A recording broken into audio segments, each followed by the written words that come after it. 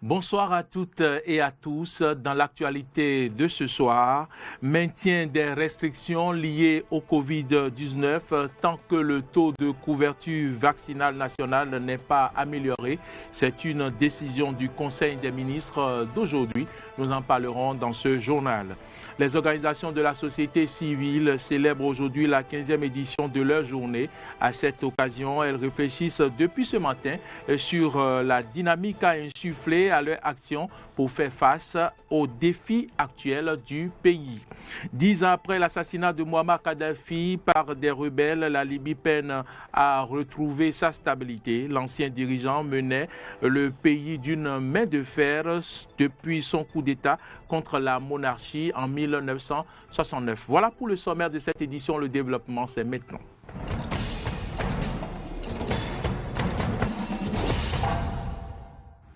Bienvenue à toutes et à tous. Le Conseil des ministres de ce matin a fait le point de la pandémie du coronavirus au Bénin. Il en ressort qu'à la date du 18 octobre 2021, 24 678 cas ont été enregistrés avec 161 décès. Sur les sites de prise en charge, 256 patients sont en cours de traitement, dont 16 cas graves nécessitant des soins intensifs. En ce qui concerne la vaccination, 263 444 personnes, parmi lesquelles 197 685 ont un schéma vaccinal complet. Ils ont reçu des doses appropriées de différents types de vaccins. Au vu de ces statistiques, le gouvernement a conditionné l'accès à tous les services publics, y compris dans les collectivités territoriales, à la présentation d'une preuve de vaccination ou d'un résultat PCR datant de moins de 48 heures. Le gouvernement, par la suite, a adopté le décret portant organisation des cellules de suivi des projets, programmes et réformes conduits par les ministères sectoriels et les organismes rattachés à la présidence de la République. Vous aurez plus de détails dans nos prochaines éditions.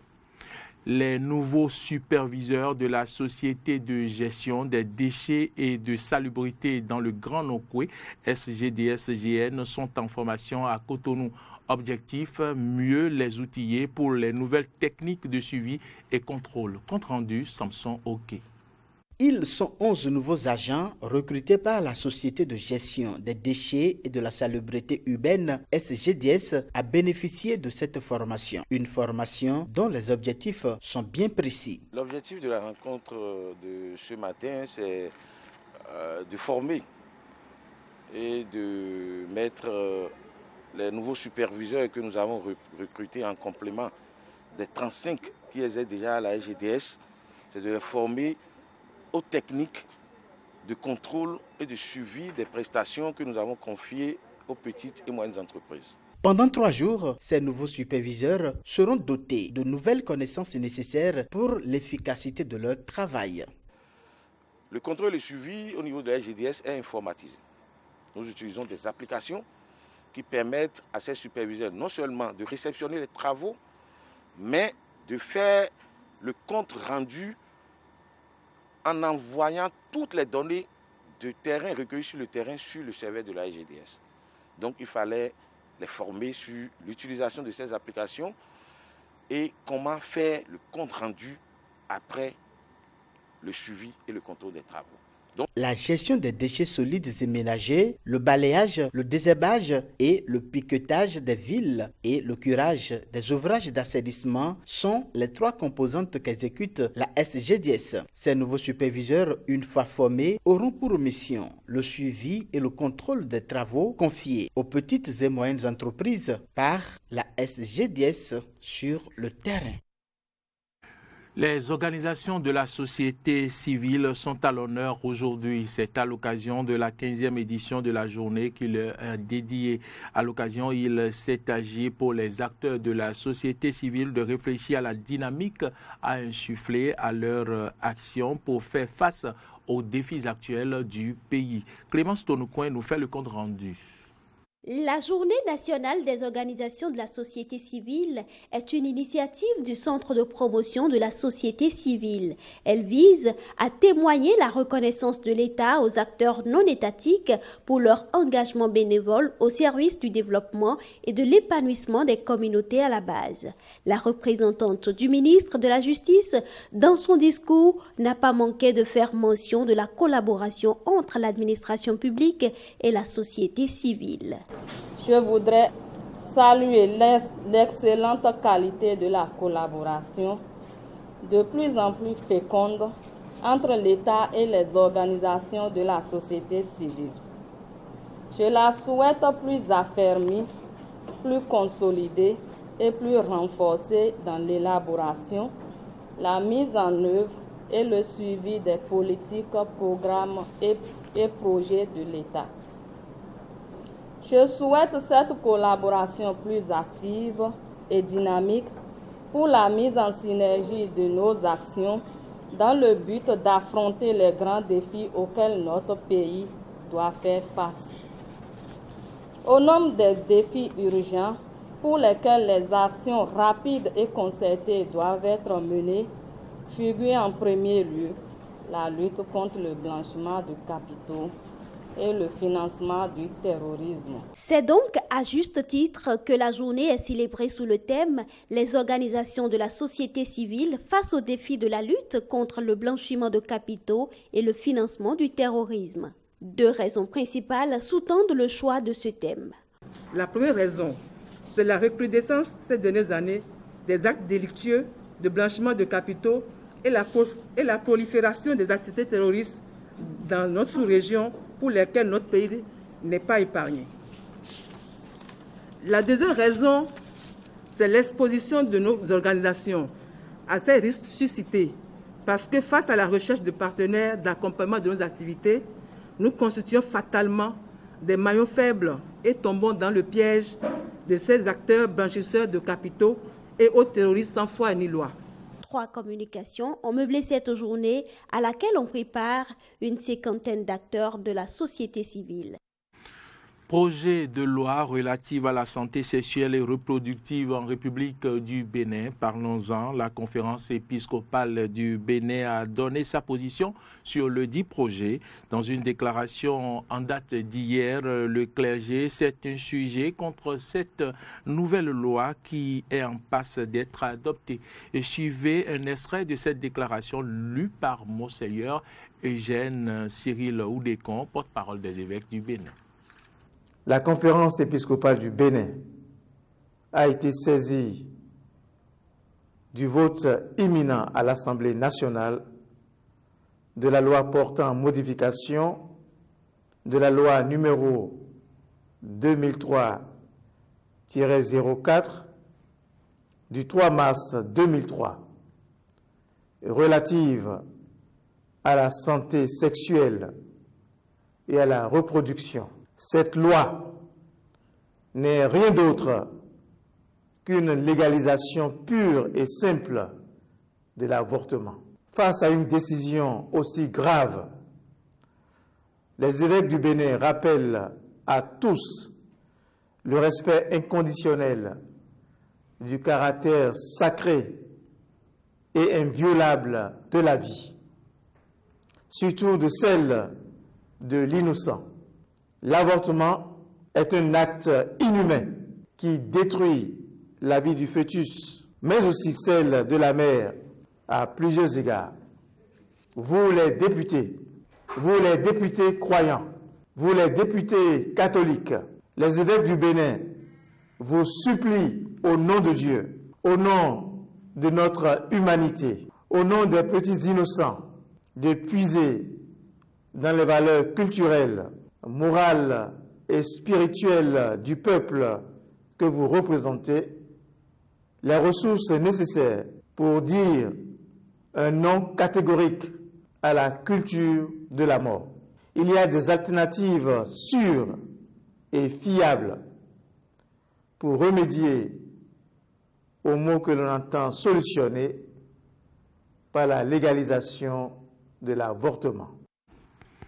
Parlons à présent de l'entretien des infrastructures routières. Il faut dire que dans la ville de Cotonou, cela reste un défi. Plusieurs voies de la ville sont encore dans un état de dégradation avancée malgré les efforts consentis dans le domaine. Le tronçon carrefour de l'église Saint-Michel-Rol des Arts en est un exemple. Suivez le reportage que nous propose ici Clémence Tonoucoin. Pire que des nids de poules, ce sont des crevasses qui jonchent et parsèment le tronçon carrefour de l'église Saint-Michel, Rol des Arts de Cotonou. Cet état de la voie n'est pas de nature à faciliter la circulation. Les usagers parlent de leur calvaire sur ce tronçon. La voie là, c'est catastrophique. Il faut avoir vraiment du courage pour chaque fois l'emprunter parce qu'on a beaucoup de difficultés sur la voie. Vous allez constater maintenant qu'il y a des trous sur le goudron alors que c'est une voie principale. Et beaucoup de voitures, beaucoup de personnes sont sur des allures, mais arriver là, ça crée beaucoup de dégâts. Beaucoup d'accidents et tu es obligé de ralentir à un point très lent pour passer. Et vraiment, ça n'avantage pas la circulation des usagers. Le tronçon devant le Rol des Arts, c'est vraiment dégradé. Là, franchement, là, ce n'est pas la peine. Chaque jour, c'est avec les mots, on tombe dedans avec des douleurs d'articulation, la moto prend des chocs. Et puis quand tu es un peu soucieux, tu ne sais pas faire, tu tombes.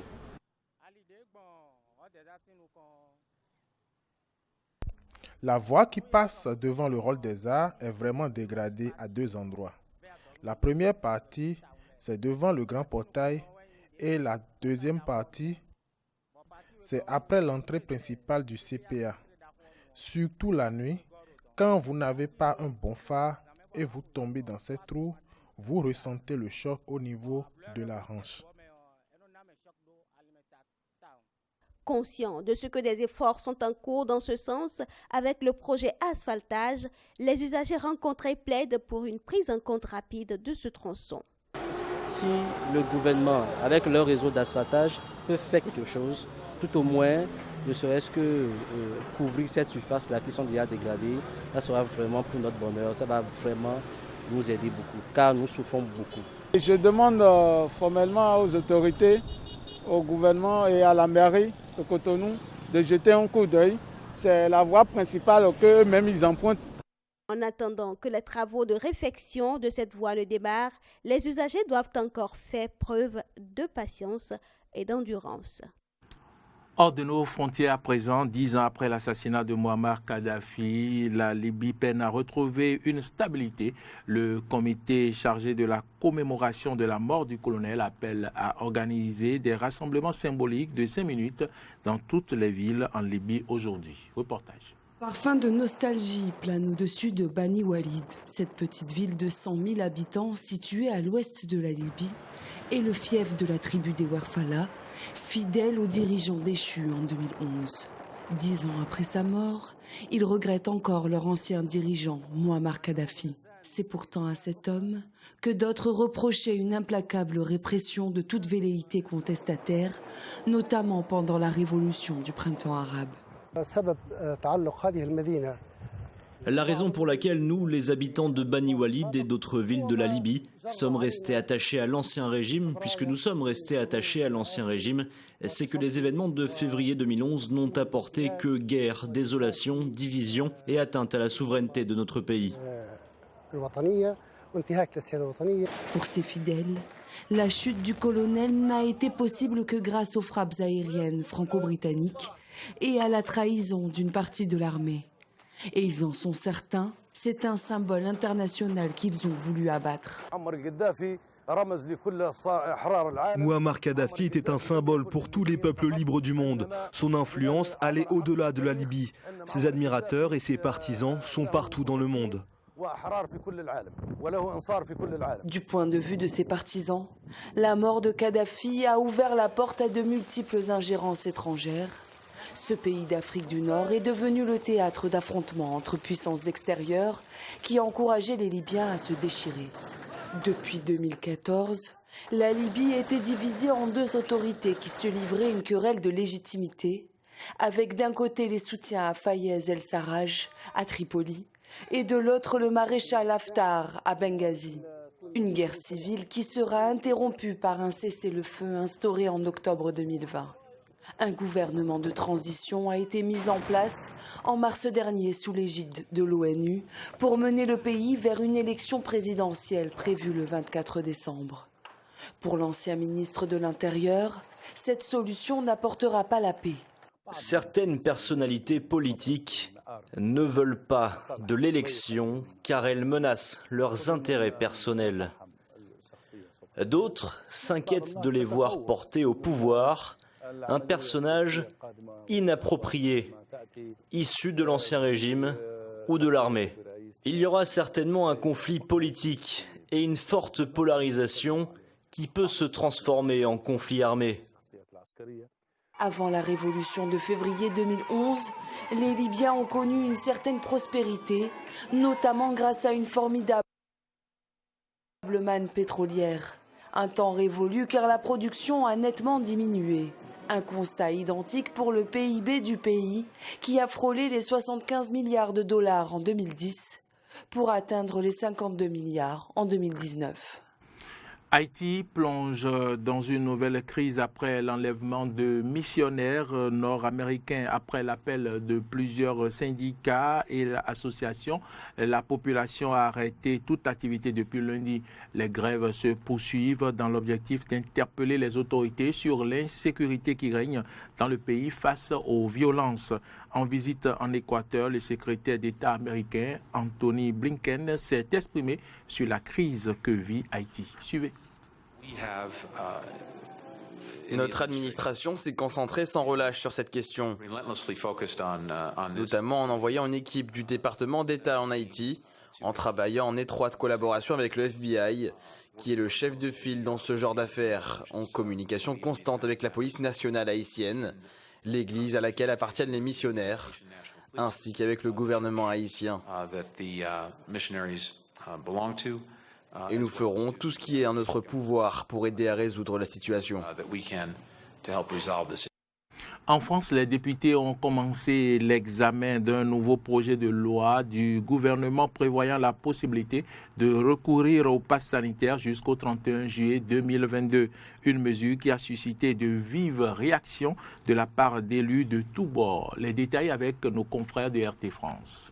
Ne pas nous désarmer quand bien même le virus montrerait des signes de faiblesse. Ce sont les mots d'Olivier Véran hier dans l'hémicycle. Avec ce projet de loi vigilance sanitaire, l'exécutif veut avoir la possibilité de prolonger l'utilisation du pass sanitaire si la situation sanitaire l'exige ou de déclencher par exemple un couvre-feu ou un confinement grâce à l'état d'urgence sanitaire et ce jusqu'en juillet 2022. Mais comme l'a rappelé le ministre de la Santé, la perspective d'allègement du pass sanitaire demeure et elle sera examinée à la mi-novembre. Des propos loin d'avoir rassuré l'opposition et le gouvernement a dû faire face à de nombreuses critiques. Certains ont évoqué un chèque en blanc donné à l'exécutif, un état d'exception qui devient la norme ou encore un déni de démocratie. Du côté de la troisième dose, son injection pourrait conditionner la validité du pass sanitaire pour certaines catégories de population, à savoir les plus de 65 ans et les plus fragiles. Mais pour le moment, aucune décision en ce sens n'a été prise. C'est une possibilité, a indiqué sur RTL Gabriel Attal, le porte-parole du gouvernement. Hier, dans l'hémicycle, Olivier Véran a rappelé l'importance de cette troisième dose pour les plus de 65 ans donc et les plus fragiles.